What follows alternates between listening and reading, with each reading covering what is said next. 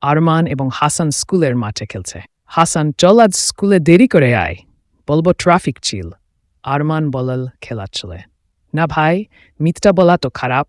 রাসূল বলেছেন, মুসলমান কখনো মিথ্যা বলতে পারে না। হাসান বলল সিরিয়াস ভঙ্গিতে। শিক্ষক ক্লাসরুমে প্রবেশ করছেন।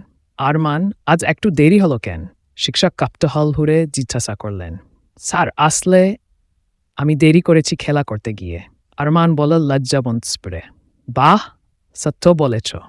সত্য কথা বলার জন্য আমি তোমার প্রশংসা করি। শিক্ষক উৎসাহিত করলেন।